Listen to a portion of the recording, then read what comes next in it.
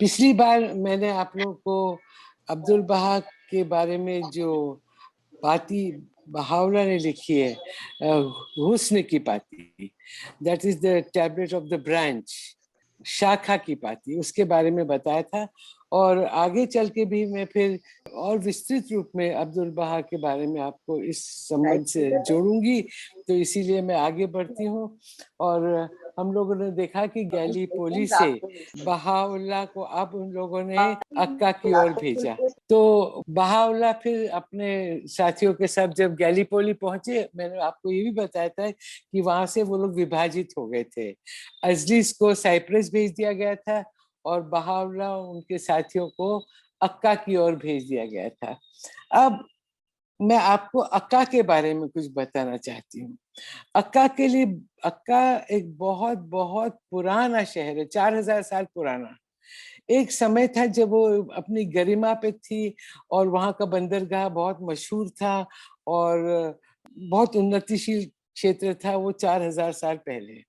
पर उस समय ओल्ड टेस्टामेंट के अवतारों ने, अब ये बताऊं, ओल्ड टेस्टामेंट और न्यू टेस्टामेंट। ओल्ड टेस्टामेंट है ईसा मसीह से पूर्व के अवतार, वो ओल्ड टेस्टामेंट के कहलाते हैं। और टेस्टामेंट यानी वे लोग जिन्होंने आदेश दिए या इच्छा पत्र दिए, टेस्टामेंट। तो ओल्ड टेस्टामेंट क्रिश्चियनिटी में है और न्यू टेस्टामेंट जीसस और मोहम्मद, ये न्यू टेस्टामेंट में आते हैं। तो ओल्ड टेस्टामेंट में कई अवतारों ने युग अवतार के आने की भविष्यवाणी की थी उन लोगों ने। जैसे उस जमाने के अवतारों में थे ओल्ड टेस्टामेंट में डेविड। डेविड ने अक्का के लिए कहा the strong city, the king of glory, गौरव के सम्राट वहां से आएंगे। द स्ट्रॉन्ग सिटी, दृढ़ दृढ़ शहर से आएंगे। तो वो दिशा बता रहे हैं टुवर्ड्स अक्का, कि अक्का से आएंगे। उसके बाद होसिया, होसिया कहते हैं द डोर ऑफ होप, आशा का द्वार। अक्का को कहते हैं आशा का द्वार। यानी आप कल्पना कीजिए उस वक्त भी उन्होंने अक्का के भविष्य के बारे में सोचा। उसके बाद एजेकियल कहते the gate that looked towards the east, wherein the glory of the God of Israel will come। वह द्वार जो पूर्व की ओर है, जहां से ग्लोरी ऑफ गॉड, ईश्वर का प्रकाश पूर्व की दिशा से आएंगे। ये सब इंडिकेट कर रहे हैं अबाउट अक्का, कि अक्का के अंदर ये सब आएंगे।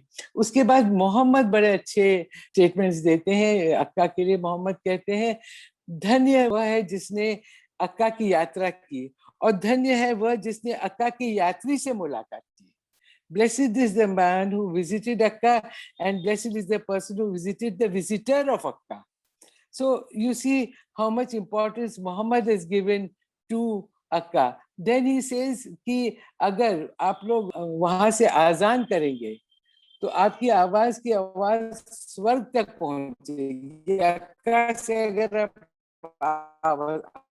आजान करेंगे, you remember God, तो आपकी आवाज स्वर्ग तक पहुंचेगी। स्वर्ग के राजा और राजकन्याएं हैं।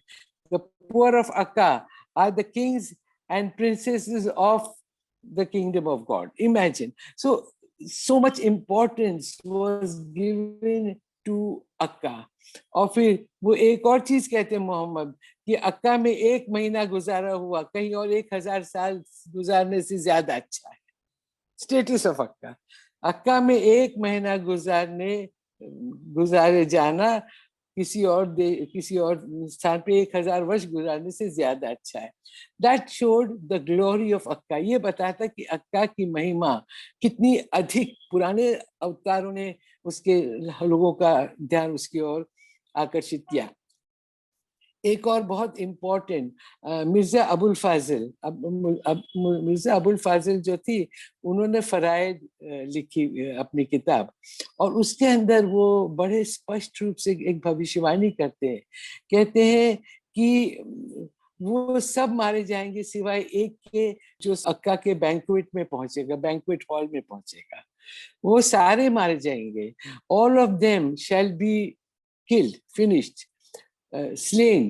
All of them shall be slain except one who reached the banquet hall of Akka.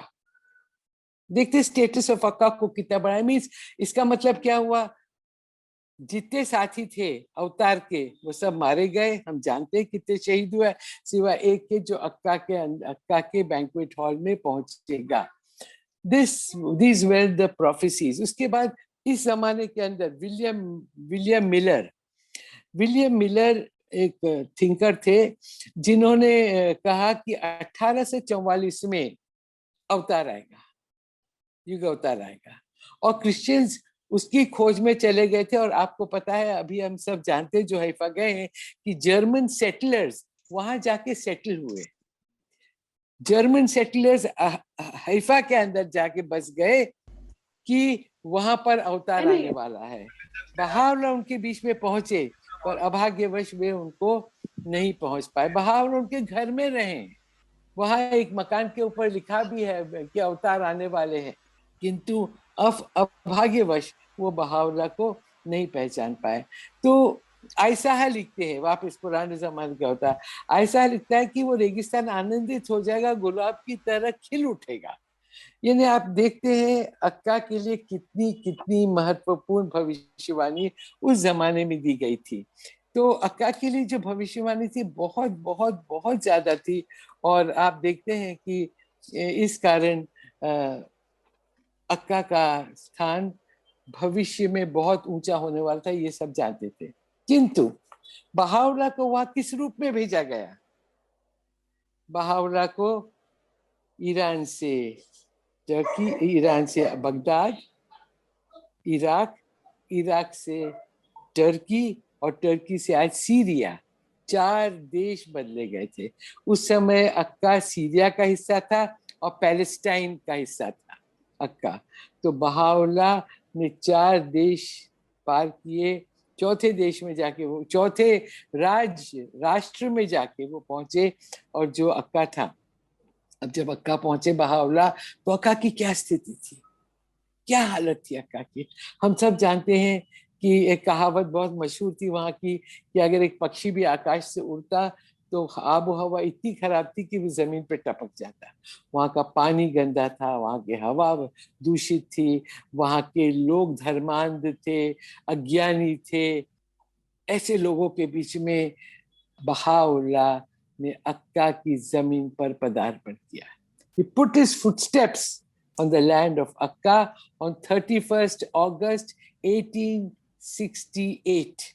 ये तारीख आप सबको याद होना चाहिए। He landed in Akka on 31st August 1868। He landed on the soil of Akka. Now, at that time, as I mentioned, the condition of Akka was very bad. The people of Akka were absolutely अज्ञानी, धर्मांध, अनभिज्ञ और कट्टरवादी लोगों के बीच में उन्होंने कदम रखा। अब जब वो सी गेट पे द्वार आए, समुद्र द्वार से उन्होंने एंट्री ली।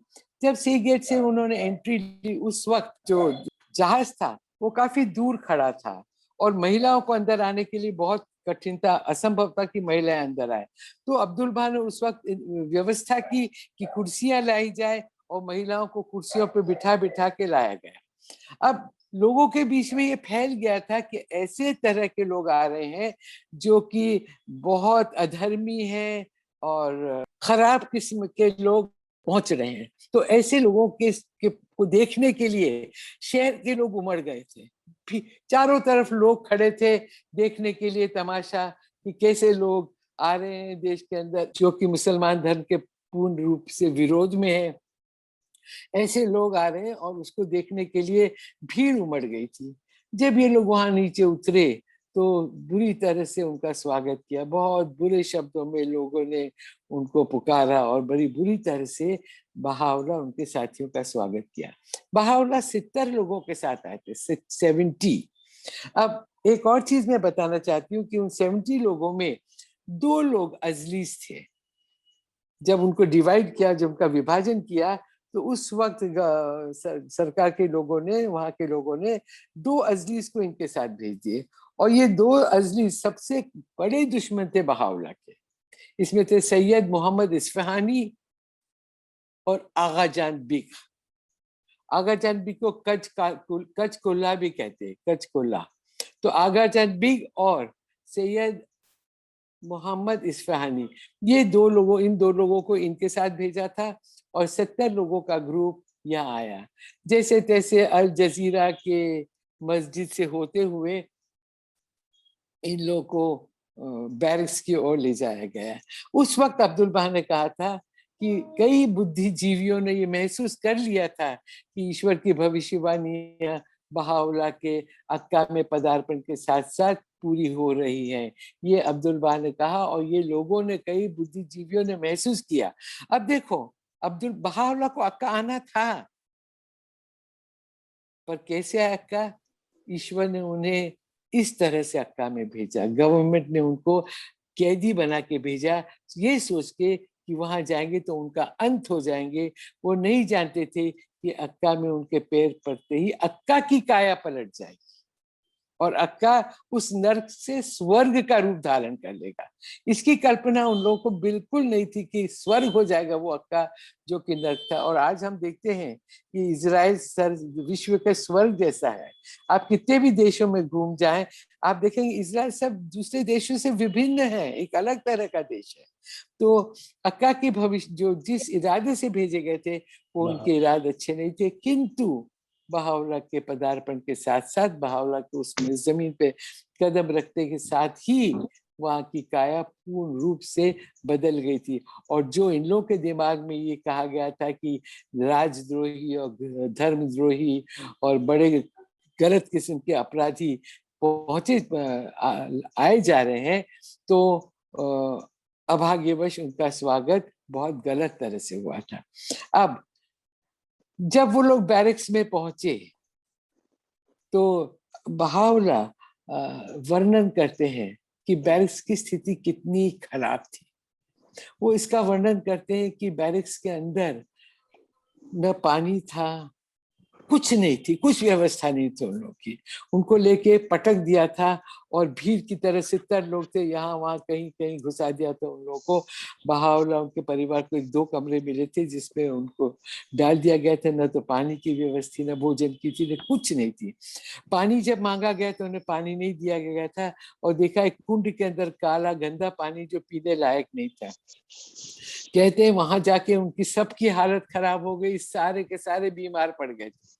उनमें से 2 भाई तो एक दूसरे के बाहों में गले में लग कर मर गए। एक और व्यक्ति की तो 3 लोगों की मृत्यु उनके जाते ही 1-2 रोज में हो गई थी। उसके बाद इन तीनों की मृत्यु के पश्चात जब उनकी मृत्यु हो गई थी तो अब समस्या आई थी कि क्या करें, इनको कैसे दफनाया जाए। तो जो शरीर उठाने के लिए जो लोग थे उन्होंने कहा जब तक हमें पैसा नहीं देंगे हम नहीं उठाएंगे। तो बहाउल्लाह ने अपनी एक ही उनके पास जो बहुत प्रिय था उनको, उनका कालीन, वो उन्होंने बेच के उसके पैसे उनको दिए जिससे कि उनके शरीर को दफनाया जाए। पर कहते हैं कि उन लोगों ने ले जाके उनके शरीर को ऐसे ही पटक दिया था, मट्टी में डाल दिया था, कोई ढंग से कोई तरीके से उन्हें दफनाया नहीं गया। खैर ईश्वर को मंजूर है, जैसे पहुंचे ईश्वर की राह में वो लोग भी ईश्वर के दरबार में पहुंच गए। अब वहां की अब्दुल बहा की रहने की व्यवस्था पता है कहाँ थी? अब्दुल बहा के रहने की व्यवस्था वहां हुई थी मुर्दा घर, जो पहले मुर्दा घर जहाँ मुर्दों को रखा जाता था, वहां अब्दुल बहा रहे। और वो क्षेत्र इतना डैम्प यानी ठंडा था कि अब्दुल बहा के शरीर के अंदर जो नुकसान हुआ जीवन पर्यंत उसका असर उनके शरीर पर रहा। अब्दुल बहा उस कमरे में रहते सब कुछ काफी समय के लिए जहां पर मुर्दों को रखा जाता है। इस प्रकार और पास के और सराय के अंदर और लोगों को डाल दिया था। इस प्रकार सबको भर दिया था उन घरों के अंदर। आप जो हैफा गए हैं और जिन्होंने देखा है, आपने वो प्रिजन देखी, वो कैद देखा है, परंतु अब तो उसको हाउस ऑफ जस्टिस ने बहुत अच्छा बना दिया सब है। परंतु उसकी वास्तविक स्थिति जो थी, जिस जैसे उस कमरे में थे, 2 मोट से गड्ढों के बीच में से एक आगे भी था, लोगों का इस तरफ आना बिल्कुल असंभव था। लोग इस तरफ आ ही नहीं सकते थे। अब यहाँ पर मैं आपको एक कहानी सुनाना चाहती हूँ, उसके बाद थोड़ी और आगे बढ़ूंगी। वहां पर फरमान सुनाया गया था मस्जिद में, वहां के सबसे बड़े मस्जिद में अब्दुल मजीद का फरमान सुनाया गया। क्या फरमान था? अब्दुल अजीज का फरमान ये था कि हमेशा हमेशा हमेशा तक के लिए ये कैद में कैदी रहेंगे, हमेशा तक के लिए। और ये फरमान मस्जिद में सुनाया गया था और कहा गया था किसी को उनसे मिलने का, कोई उनसे मिल नहीं सकता है और वो भी किसी से नहीं मिल सकेंगे और उनका जीवन का अंत यहीं पर होगा, इसी कैद में। अब जब ये फरमान सुनाया गया उस वक्त अब्दुल बहा हंस पड़े। अब्दुल बहा ने ये तो बड़ी बेबुनियाद स्टेटमेंट है, क्योंकि कहा हमेशा तक के लिए तो कोई नहीं रह सकता है। उस पर वहां खड़े एक अफसर नाराज हुए कि आपने सुल्तान की स्टेटमेंट को ऐसा कैसे कह दिया फरमान को। तो अब्दुल बहा ने कहा देखो भाई, या तो एक आदमी मर जाएगा बाहर निकलेगा, या उससे पहले छूट जाएगा और बाहर निकलेगा। हमेशा हमेशा हमेशा तक के लिए तो कोई उस कैद में रहने वाला नहीं है। बात खत्म हो गई।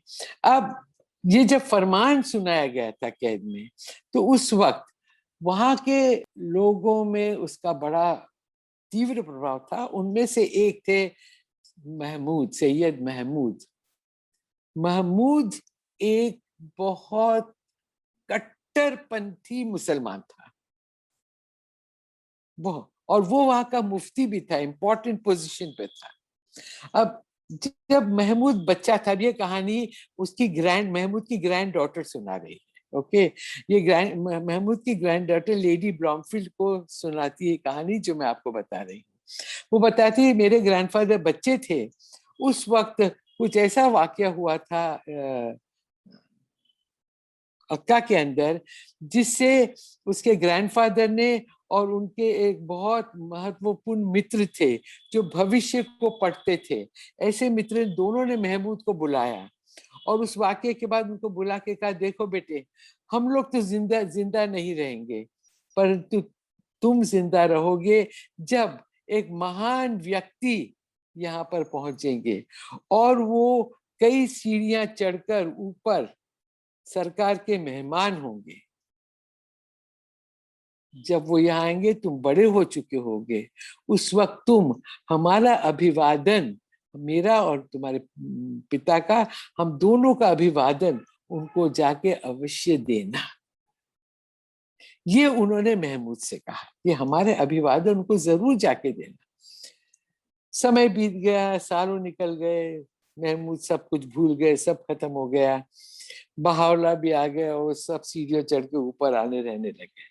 अब महमूद क्योंकि बड़ा कट्टरपंथी था और उसको मालूम पड़ा कि राजद्रोही धर्मद्रोही लोग यहाँ आए हैं, तो अपने कट्टरपंथी में उसने सोचा कि मैं, ऐसे लोगों को जीने का अधिकार नहीं है, मैं जाकर उनका जो खास मुखिया है मैं जाके उनको खत्म कर देता हूँ क्योंकि वो वहां है।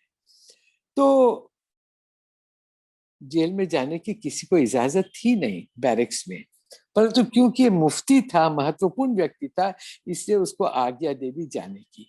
उसने क्या किया, एक कटार अपने कपड़ों में छुपाकर, और वो वहां पहुंचे। जब वहां पहुंचे तो पहले द्वार पर उनको जाने दिया गया क्योंकि वो मुफ्ती थे, परंतु कहा कि आपको आगे जाके भी इजाजत लेनी होगी। जब बहावला के द्वार तक पहुंचे, वहां जब इजाजत लेने गए तो बहावला से जब इजाजत मांगी तो बहावला ने कहा उसको कह दो पहले जो शस्त्र वो अपने साथ लेकर आया है उसको फेंक कर आए, फिर वो मुझे आके मिल सकता है। अब महमूद सोचने लगा ये क्या है, ऐसा कैसा है, किसी को नहीं मालूम कि मैं शस्त्र छुपा कर आया, ये ऐसा कैसा हो गया। हो सकता है उसने अंदाज लगाया शायद ऐसा हो सकता है, चलो अगली बार मैं जाऊंगा, मैं तो इतना ताकतवर हूँ, जवान हूँ, मैं अपने हाथों से उसको गला घोट के खत्म कर सकता हूँ। कुछ देर बाद वो फिर ऊपर गया, फिर इजाजत मांगी। फिर जब इजाजत मांगी तो बहावला ने फिर अंदर से संदेश भेजा, अपनी नीयत को साफ कर लो पहले, फिर अंदर आओ, अपनी नीयत को साफ कर लो, फिर अंदर आओ। अब महमूद वापिस आ गया और बड़ा परेशान था। रात को जब सोया तो सपने में उसने अपने दादा को, अपने अपने पिता को और उस व्यक्ति को, उस शेख को अपने सपने में देखा।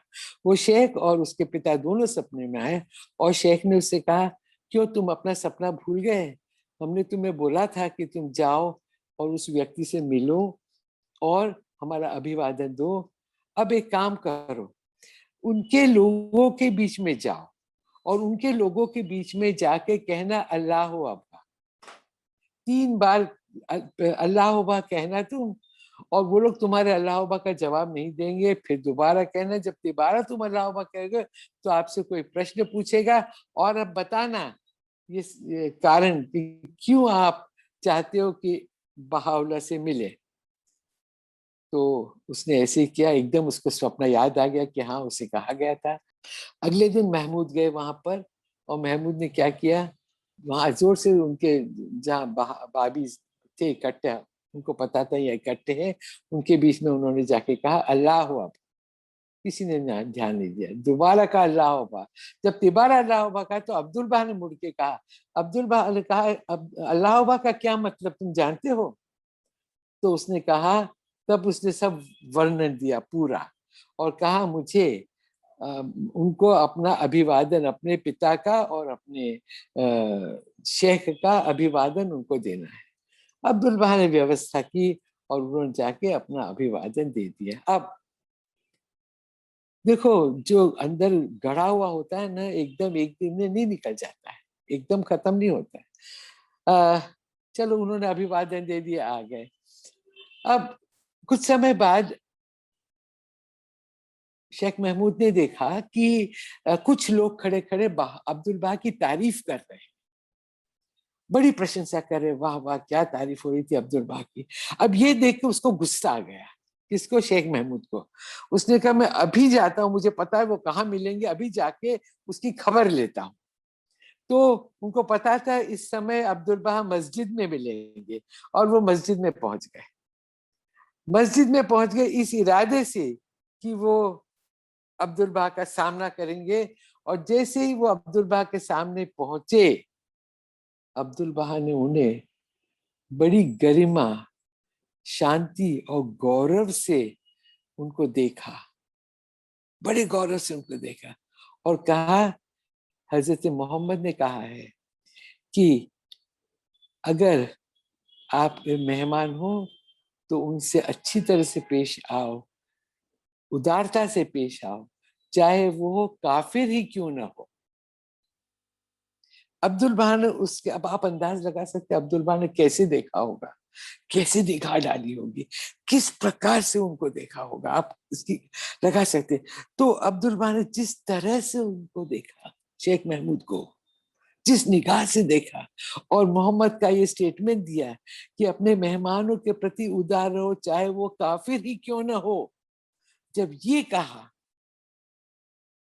एकदम उसकी निगाह नीचे हो गई और वहां से चला गया। वो चला गया अपने घर में, 3 दिन तक बंद रहा, 3-4 दिन तक वो अपने घर में बंद रहा। और बंद रहने के बाद जैसे जब वो बाहर आया, सीधा अब्दुल बहा के पास गया और अपने घुटनों पर बैठ गया और अब्दुल बहा से माफी मांगी। उसका सारा अहंकार उस समय समाप्त हो गया जब अब्दुल बहा ने उसकी ओर उस निगाह से देखा। उसका सारा घमंड, सारा महानता सब उसी समय खत्म हो गया जब वो घुटनों पे बैठ के उसने माफी मांगी अब्दुल बहा से, और कहते हैं उसके बाद वो ईमान भी लाया। अब क्योंकि वो एक मुफ्ती था, एक बहुत महत्वपूर्ण मुफ्ती था, इसलिए अब एक और हिस्सा मैं आपको बताना चाहती हूँ। अब दूसरा हिस्सा वो ये था कि आप जानते हैं वो 2 अजलीज जो थे, उन अजलीज ने जो द्वार था, हैफा के अंदर आने का जो द्वार था, वहां पर जाके उन लोगों ने उसके पास कमरे लिए थे, वहां रहने लग गए थे दोनों। आप अगर हैफा जाएंगे तो आपको कमरा बताया जाएगा कि देखो अजलीज इस कमरे में रहते थे, यहाँ रहते थे। और बिल्कुल गेट से निकलने वाले सारे लोगों को देखते थे कौन निकल रहे, और उनमें जो बाबियों को पहचान लेते थे वो जाके रिपोर्ट करते थे कि ये गवर्नमेंट को रिपोर्ट करते ये अंदर घुसे, और उनको उसी समय तुरंत निकाल दिया जाता था। तो बेचारे गेट के बाहर, मोट के बाहर, वो जो दीवार बनी उसके बाहर से बहावला को देखने की वो लोग कोशिश करते थे, अंदर नहीं आ पाते थे, उनकी हालत ऐसी हो गई थी। अब मिर्जा महमूद क्या करते थे, वहां पर एक रिवाज होता था कि जब उस जमाने में कि जब कोई बड़ा आदमी चल जाता था कहीं बाहर, तो उसके सामने आगे आगे एक नौकर लालटेन लेके चलता था कि उनको रास्ता बताए। जब लालटेन लेके आगे आगे चलता था तो रास्ता बताने के लिए, तो महमूद लालटेन लेके गेट तक जाते थे, और जब वहां देखते थे कोई बाबी आ गया है, उसके हाथ में लालटेन पकड़ा देते थे और उसको आगे आगे चला के वो पीछे पीछे चल के उसको शहर के अंदर ले आते थे, जिससे वो बहावल्ला से उनको दर्शन कर पाए, उनको देख पाए। ये सिलसिला महमूद ने शुरू कर दिया था। इस तरह से वो अपनी सेवा देने लगे थे। अब एक और चीज मैं आपको बताना चाहती हूँ, बहाउल्ला एड्रियानोपल में थे, अदिरना में थे, उस वक्त उन्होंने अब्दुल अहद नाम के एक व्यक्ति को पहले से ही अक्का भेज दिया था, पहले से ही।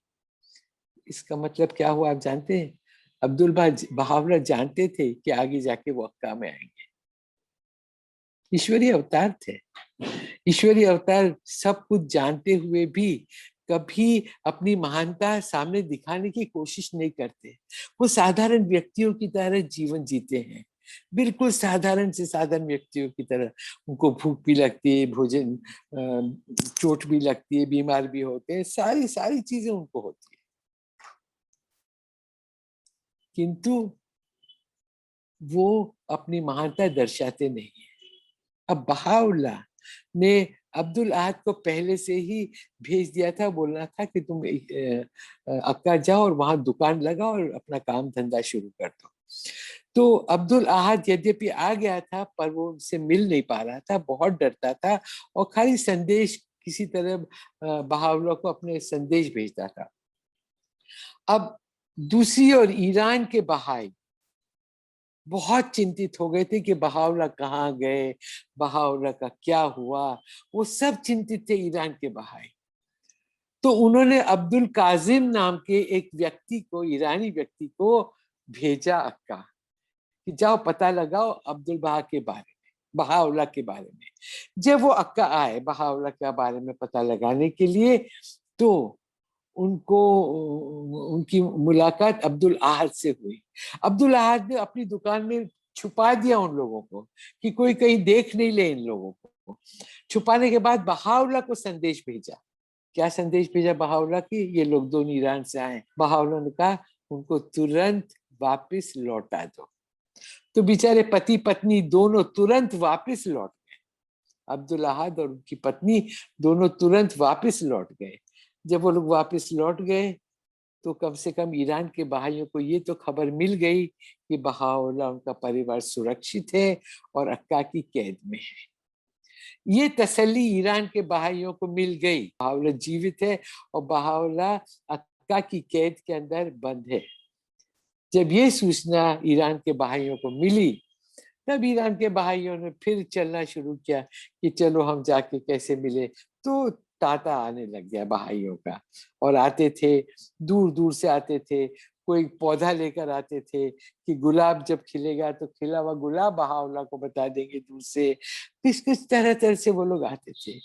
एक था अमीनुल्लाह, अमीनुल्लाह जो फंड्स को संभालते थे, फंड्स को, अर्दकानी था उनका नाम।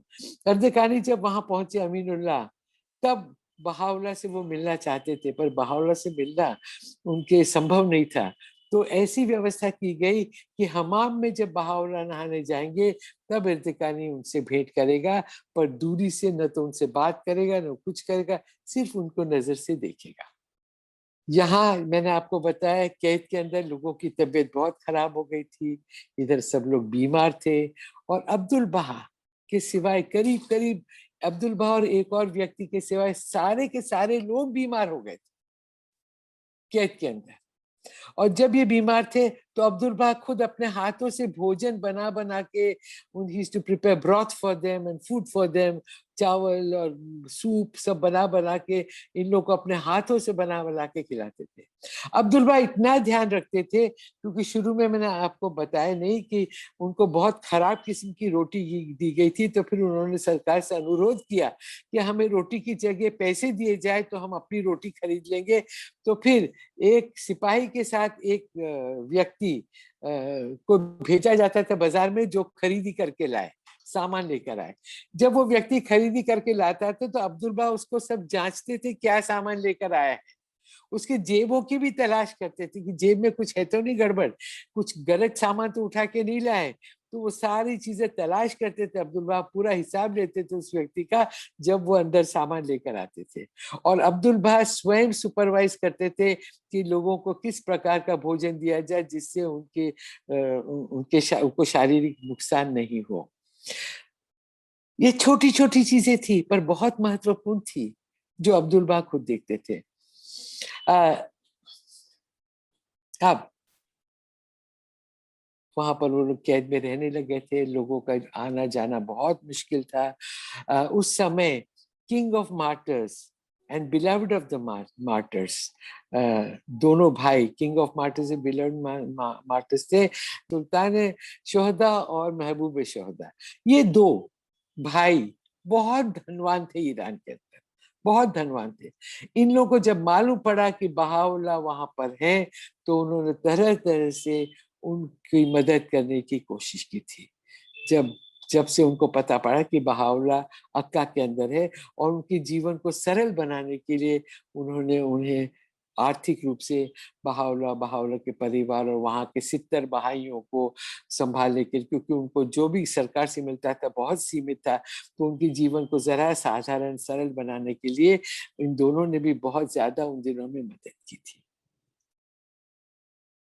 अब साल वहां बीतते गए, जब साल वहां बीतते गए उसके बाद एक दिन, दैट वाज 1869 में, बदी वहां पहुंचे। 17 साल का युवक बदी वहां पहुंचे 1869 में। उस वक्त बदी की बहाउल्लाह से 2 बार मुलाकात की हुई। अब सोचिए, जेल में कोई जा नहीं सकता था, पर जब बहाउल्लाह चाहते थे तो द्वार खुल जाते थे, और बहाउल्लाह से 2 बार बदी की मुलाकात हुई।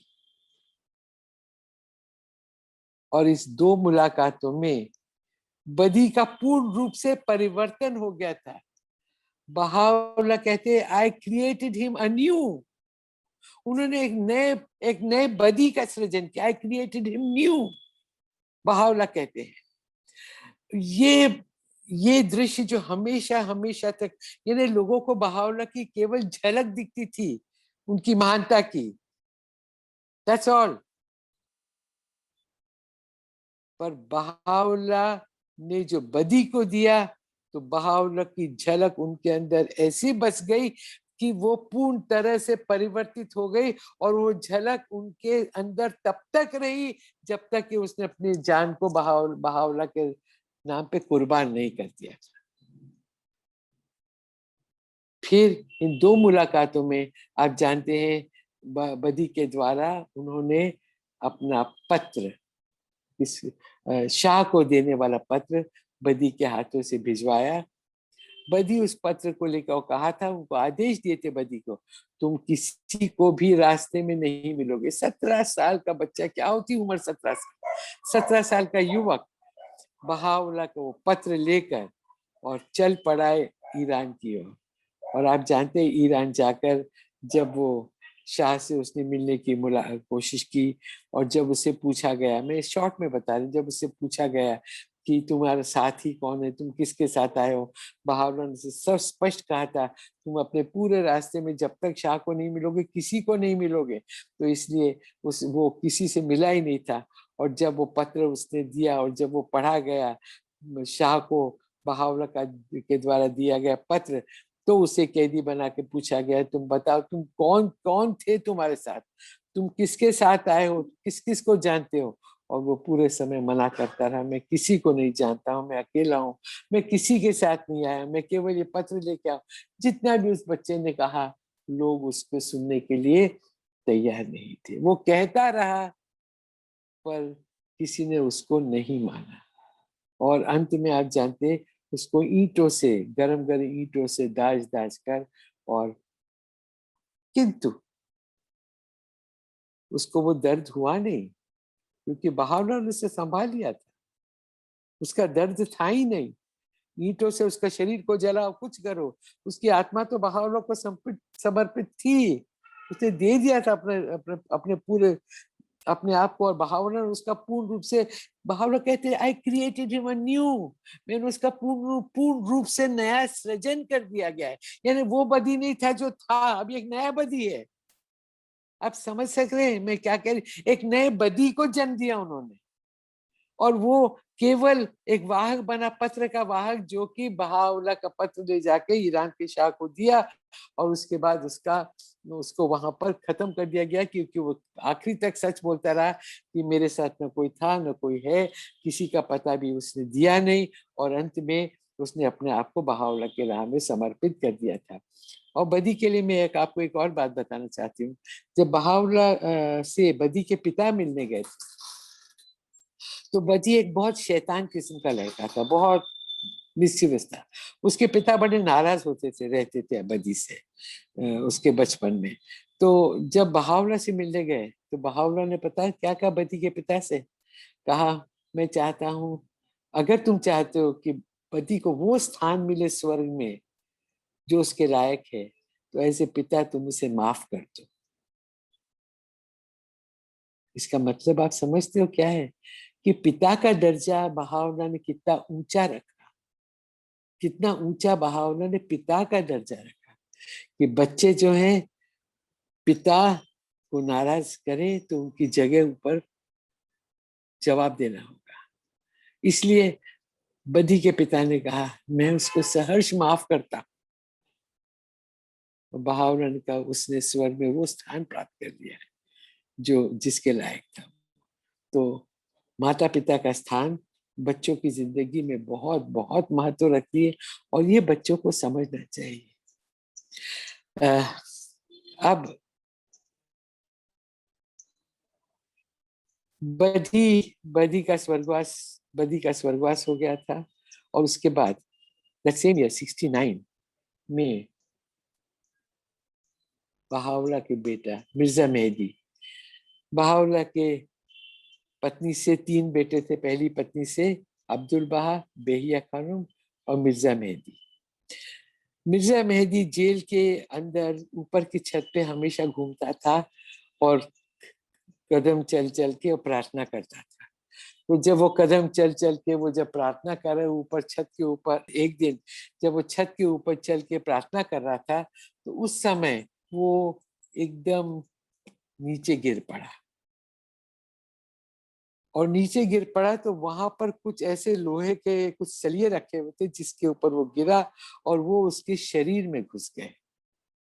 बदी के शरीर में वो लोहे के सलिए घुस गए। जब वो बदी के शरीर में घुस गए, तो बदी की स्थिति बहुत ज्यादा खराब हो गई थी, बहुत ज्यादा खराब हो गई थी उनकी स्थिति। अब्दुल बहा घबरा के बहावला के पास गए, और बहावला से विनती की, हाथ जोड़ के अब्दुल बहा ने कहा, मेरे भाई को बचा दो, मेरे भाई को जीवन दान दे दो। अब्दुल बहा से प्रार्थना की, मेरे भाई को जीवन दान दे दो। बहावला ने उस कमरे से सबको बाहर निकाल दिया, अब्दुल बहा को भी बाहर निकाला, और सीधे मिर्जा मेहदी से बातें की, और मिर्जा मेहदी से कहा, बेटा तुम जीना चाहते हो, मैं तुम्हें जीवन दान देने को तैयार हूं, और तुम पूर्ण रूप से अच्छे हो जाओगे, जैसे थे वैसे ही अच्छे हो जाओगे, तुम पूर्ण रूप से अच्छे हो जाओगे। कहो। उस बच्चे ने कहा, नहीं, मैं जीना नहीं चाहता, मैं चाहता हूं कि मेरे जीवन को ऐसे सैक्रिफाइस स्वीकार करे, ऐसे त्याग स्वीकार करे, जिससे कि वे लोग जो आपको मिलने के लिए तरस रहे हैं, वो आपको मिल पाए, और इस कैद खाने के द्वार उन लोगों के लिए खुल जाए। आप समझे? कैद के खाने के द्वार उन लोगों के लिए खुल जाए। मैं चाहता हूं मेरे जीवन को ऐसे सैक्रिफाइस, ऐसे स्वीकार किया जाए, त्याग स्वीकार किया जाए, जिससे कि जेल के द्वार उन अनेकों भाइयों के लिए खुल जाए जो आपके मिलने के लिए तरस रहे हैं। और बहावला ने कहा, तथास्तु। अच्छा, अगर तुम्हारी यही इच्छा है तो अवश्य ईश्वर तुम्हारी इच्छा पूरी करेगा। कहते हैं 22 घंटे बाद मिर्जा मेहदी का स्वर्गवास हो गया।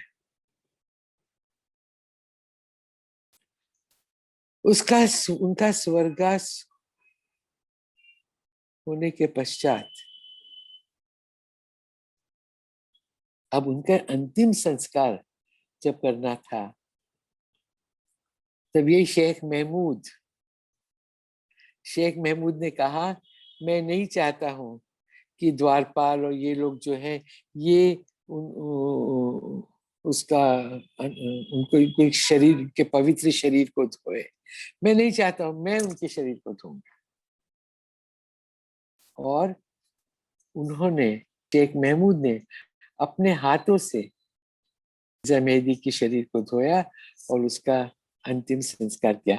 मिर्जा महमूद के लिए मैं एक और चीज आपको बताना चाहती हूँ कि जब बहाउल्लाह का स्वर्गवास हुआ था, तब भी मिर्जा महमूद ने बहाउल्लाह के शरीर को भी धोने में मदद दी थी। सोचिए। तो मिर्जा महमूद की स्टोरी मैंने इसलिए सुनाई कि he has played a very important role in the life of Baha'u'llah and the family and the Baha'is. 6 महीने के अंदर जेल के द्वार खुल गए। कैसे खुले? फिलिस्तीन की गवर्नमेंट उस वक्त बैरिक्स की जरूरत पड़ गई थी। ये लोग बैरिक्स मालूम क्या है? जहां बहाउल्लाह वहां को रखा गया था वो बैरिक्स थे। बैरिक्स वो जगह होती जहां के आर्मी के लोगों को रखा जाता है, वो कमरे। तो गवर्नमेंट को उनकी सेना के रखने के लिए जगह की आवश्यकता पड़ गई, और जगह की आवश्यकता तो कहा कि अब क्या करें, बैरिक्स में जगह की जरूरत है। तो सोचा गया सबसे अच्छा ये लोग तो अच्छे लोग हैं। अब्दुल बहा तो बाहर भी जाने लगे थे, मस्जिद जाने लगे थे, आते थे। बहाउल्लाह कहीं नहीं जाते थे, बहाउल्लाह केवल उस कैद के अंदर ही बंद रहे। परंतु अब्दुल बहा जाते थे, आते थे, देखा तो उन्होंने कहा क्यों ना हम लोग इनको जेल से बाहर निकाल के कहीं शहर में रहने की व्यवस्था कर दें और इन्हें शहर से बाहर निकाला जाए। तो सिर्फ मिलिट्री के लोगों को के लिए जगह बनाने के लिए बहाउल्लाह के परिवार और जो अंदर जो कैदियों ने कमरे ले रखे थे वो खाली कराए गए, सिर्फ इसीलिए कि वो लोग इसके अंदर बाहर निकले और अपनी अपनी जगह ले। बहाउल्लाह कैद से बाहर निकल गए। 2 साल 2 साल और कुछ महीने बहाउल्लाह उस कैद में रहे। मैं आपको एग्जैक्ट बता दूंगी, बहाउल्लाह इस कैद में रहे। और 2 साल के बाद, यानी आप सोचिए 2 साल तक बहाउल्लाह सिर्फ हमाम के लिए, शुरू में तो हमाम के लिए भी नहीं जाते थे बाहर, बाद में हमाम के लिए जाते थे नहाने को।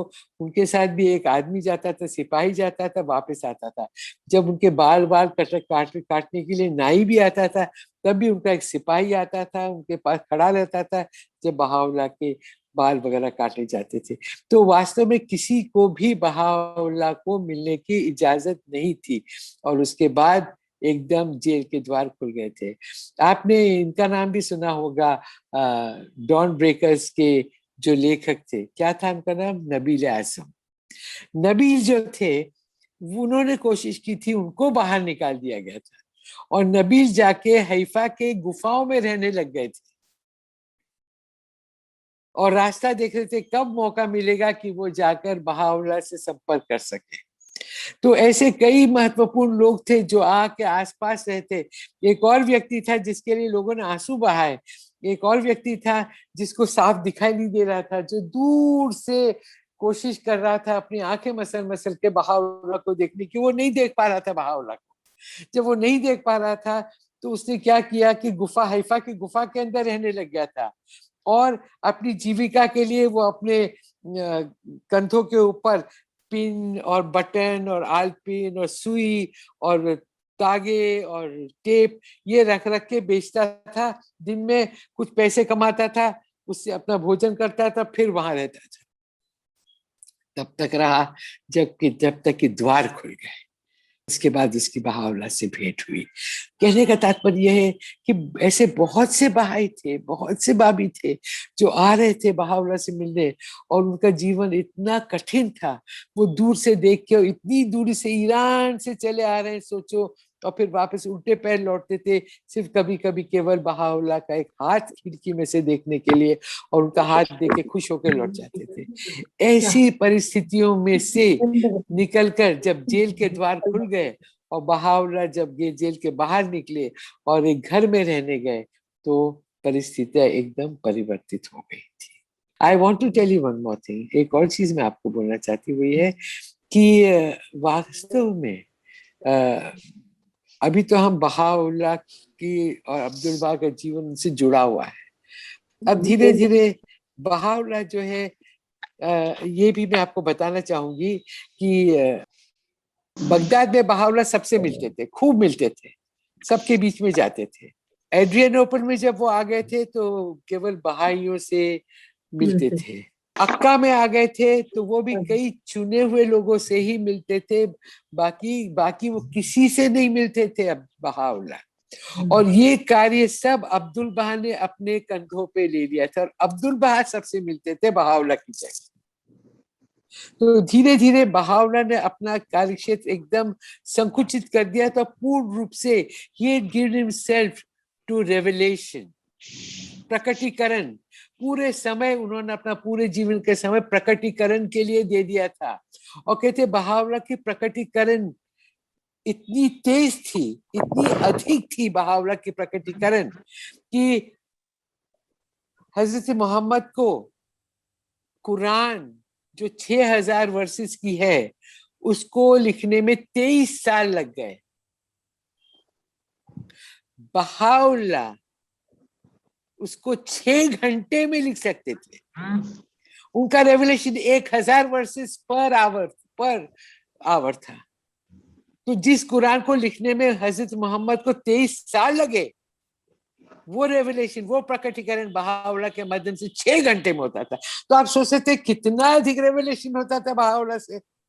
कई उनकी रेवलेशन समुद्र में फेंक दिए गए थे, क्योंकि कहते थे दुनिया तैयार नहीं सुनने के लिए। ईश्वर उनके माध्यम से जब बोलते थे, आप एक कल्पना करो, छोटी सी कल्पना करवाती हूँ आपसे। एक जरा कल्पना करो कि आपको कुछ लिखना हो, आप लिखेंगे, फिर फाड़ेंगे, फिर लिखेंगे, फिर कैंसिल करेंगे। अगर आपको एक किताब लिखनी हो, आप 50 बार लिखेंगे, फिर छोड़ेंगे, फिर लिखेंगे। एक छोटी सी किताब लिखने में आप महीनों लगा देंगे, और कितनी बार फाड़ेंगे क्या। और बहाउल्लाह रेवलेशन करते, गॉड स्पोक थ्रू हिम। ईश्वर उनके माध्यम से मानव मात्र को एड्रेस करते थे, प्रकटीकरण होता था उनका। तो आप कल्पना कीजिए उनकी प्रकटीकरण की क्या लेवल थी। और उन्होंने अब अपने आप को पूर्ण रूप से प्रकटीकरण के लिए छोड़ दिया था। ये left itself completely for revealing the versus of God. कहते थे 2-2 3-3 सेक्रेटरीज उनके कमरे में बैठते थे, यहाँ तक कि जब वो रेवलेशन करते थे तो उनके कमरे में लोग घुस नहीं सकते थे। अगर कोई कभी आ जाता था तो वो बाहर चले जाता था। इतना उनका प्रकटीकरण, इतना प्रवाह, इतनी तेज होती थी कि उस कमरे में साधारण लोग खड़े नहीं हो पाते। सो बहाउल्लाह ने अपने आप को एकदम धीरे धीरे धीरे धीरे धीरे अपने क्षेत्र को एकदम संकुचित कर दिया था। और अब्दुल बहा, आप देखेंगे धीरे धीरे अब्दुल बहा का रोल बहाउल्लाह के जीवन में कितना महत्वपूर्ण होता जाएगा, या बहाई रिलीजन में उनका महत्व कितना महत्वपूर्ण होता जाएगा। Thank you friends, I will meet you next and talk to you next.